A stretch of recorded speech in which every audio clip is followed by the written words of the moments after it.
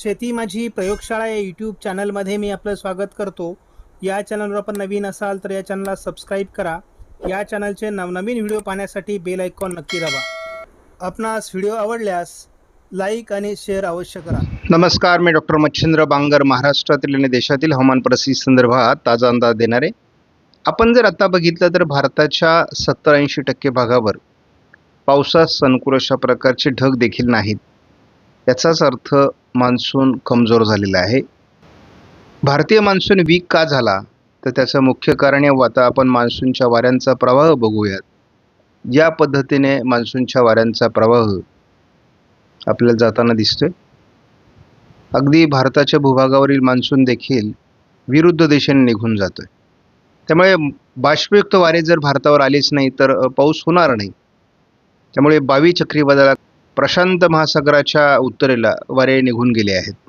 आज जरी या वाऱ्यांमध्ये गती असली तरी आपल्याला 13 तारखेलाच हे वारे कमजोर होणार आहेत, कारण हे वादळ भूभागावर सरकून जाणार आहे आणि त्यामुळे त्याचा प्रभाव कमी होईल. 13-14 तारखेपर्यंत याचा प्रभाव आहे. त्यानंतर आपल्याला 14 तारखेलाच या वाऱ्यांचा प्रभाव कमी होताना दिसतो आणि या ठिकाणी एक कमी दाबाच्या क्षेत्रासाठी अनुकूल स्थिती निर्माण व्हायला सुरुवात होते.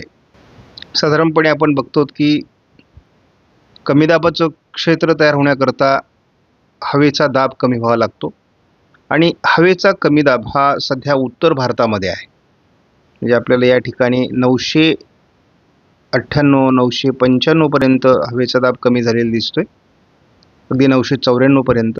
त्यामुळे आपोआपच वारे या ठिकाणी असे ओढले जात आहेत आणि त्यामुळे आपल्याला हिमालयाच्या पॅरलल अशा प्रकारचा पाऊस होताना दिसेल, कारण मान्सून ट्रफ ही साधारण या बाजूने आहे.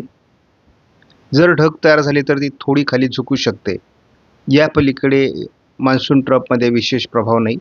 त्याच वेळेस जी मान्सून ट्रफ या ठिकाणी पश्चिम किनारपट्टीला पॅरलल असते ती सध्या अस्तित्वात नाही. आणि आपण महाराष्ट्राच्या भूभागावर जरी बघितलं तर आपल्याला कुठेही ढग दिसणार नाही. थोडा विदर्भामध्ये थोडे ढग आहेत. जर ढगच नसतील तर पाऊस येणार कुठून, अशी परिस्थिती सध्या निर्माण झालेली आहे. भारताच्या नव्हे तर महाराष्ट्राच्या देखील भूभागावर कुठेही सध्या पावसाचा अनुकूल ढग नाहीत. उन्हाळा सुरू झाल्यासारखं आपल्याला वातावरण आहे. शेतकऱ्यांनी पीक पेरलेलं आहे, अतिशय कोवळं पीक आहे आणि त्या पिकाला पावसाची गरज असताना जर ही परिस्थिती निर्माण झाली तर शेतकऱ्यांमध्ये एक वेगळ्या प्रकारची उदासीनता निर्माण होते. परंतु शेतकऱ्यांनी घाबरून जाण्याची गरज नाही. ही इमेज आपल्याला आपल्या प्रत्येक व्हिडिओमध्ये बघायला मिळेल. त्याचं मुख्य कारण आहे की हवामानात काय बदल होतोय. तर या ठिकाणी सरासरी पावसाच्या प्रमाणाचं मूल्यमापन आपण या ठिकाणी करत असतो. प्रत्येक विभागात जर आपण बघितलं तर कोकण विभागात अजून 160% पावसाची नोंद कायम आहे कालपर्यंत. मध्य भारतामध्ये 112%, तर 67% मराठवाड्यामध्ये. या ठिकाणी एकूण 80% ही विदर्भामध्ये, तर 100% संपूर्ण महाराष्ट्रामध्ये सध्या टक्केवारी आहे.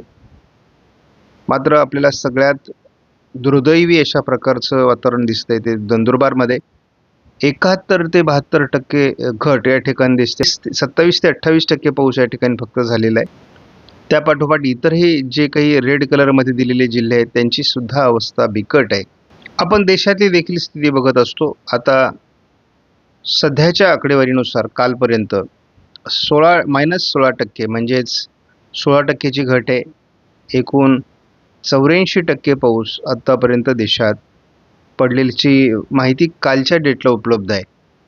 आणि यामध्ये आपण बघतो की तामिळनाडू आणि पश्चिमी उत्तर प्रदेश या ठिकाणी केवळ 23% पाऊस झालेल्या सरासरीपेक्षा जास्त दाखवण्यात आला आहे. इतर प्रत्येक ठिकाणी घट मात्र कायम आहे.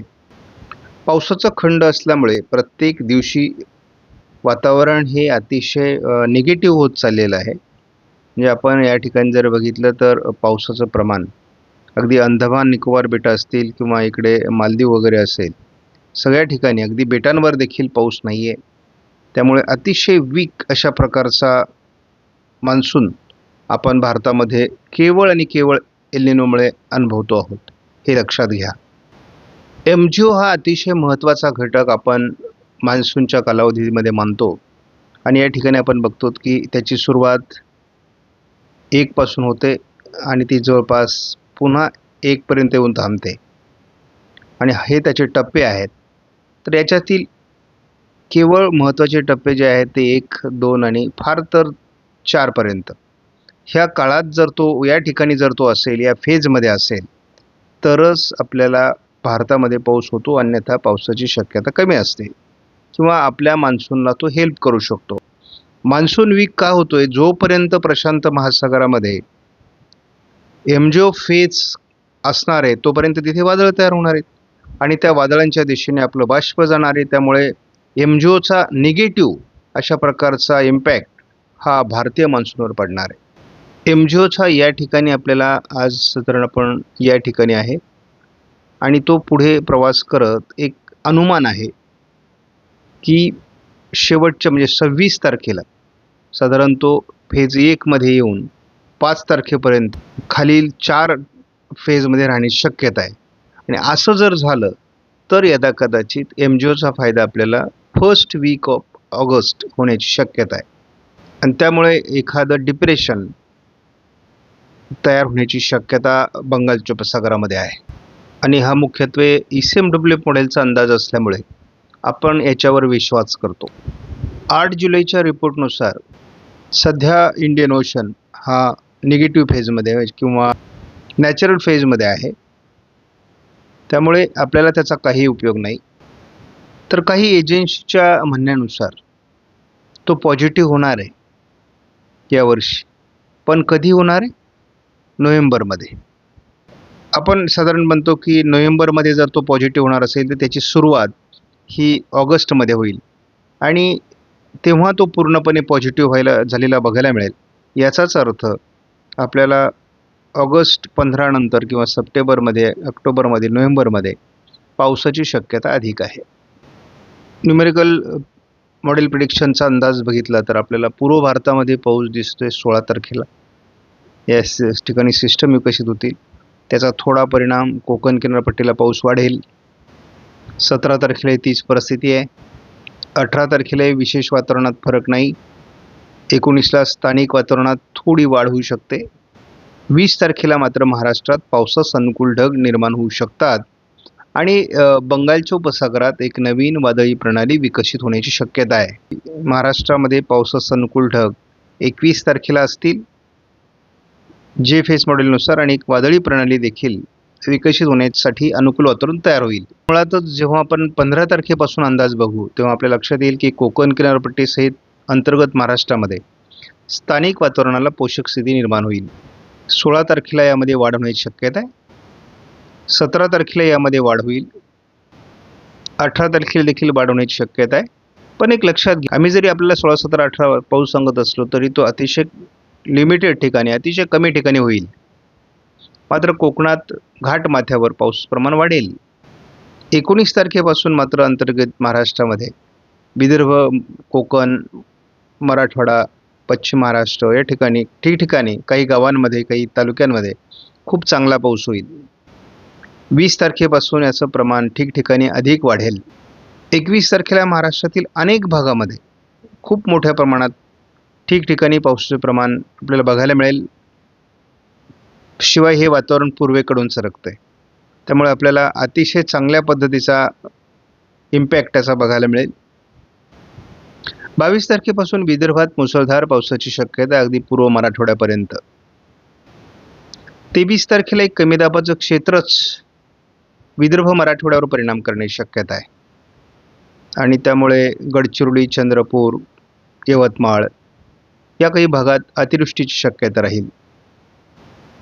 24 तारखेला त्याचा अंतर्गत महाराष्ट्रामध्ये फायदा होणार आहे, अगदी सोलापूरपर्यंत.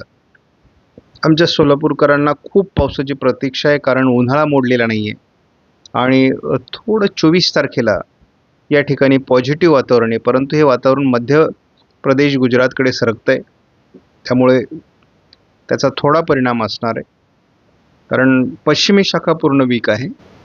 25 तारखेला थोडा अनुभव घेऊन हे वातावरण आपल्याला उत्तरेला सरकेल, परंतु दरम्यान जळगाव जिल्ह्यामध्ये किंवा धुळे जिल्ह्यामध्ये, नाशिक पूर्व भागामध्ये, छत्रपती संभाजीनगर, जालन्याच्या उत्तरेकडून अगदी बुलढाणा, अकोल्यामध्ये आपल्याला अतिवृष्टीची शक्यता दिसते. आणि एक हवामानातला महत्त्वाचा बदल म्हणजे कोकण किनारपट्टीला 26 तारखेला काही भागात मुसळधार पावसाची शक्यता राहील. महाराष्ट्राच्या उत्तरेकडून राहील, म्हणजे नंदुरबारचा दुष्काळ आपल्याला 24, 25, 26 या 3 दिवसात मिटलेला दिसेल आणि उत्तर महाराष्ट्राची चिंता मिटेल. या ठिकाणी काही भागात अतिवृष्टी होईल असा अंदाज आहे. त्यामुळे मान्सूनच्या सरासरी प्रमाणात खूप सुधारणा झालेली बघायला मिळेल. 15 तारखेपर्यंत आपल्याला फक्त कोकण किनारपट्टीला थोड्या सरी हलक्या स्वरूपात होऊ शकतात.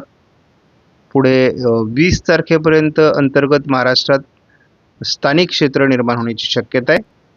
तर 21 तारखेपासून 26 तारखेच्या दरम्यान विदर्भ सहित म्हणजे आता कोणत्या जिल्ह्यांमध्ये अतिवृष्टीची शक्यता आहे ते आपण एकदा बघूया बारकाई. तर आपल्याला या भागामध्ये त्याचा चांगला परिणाम होताना बघता येतोय.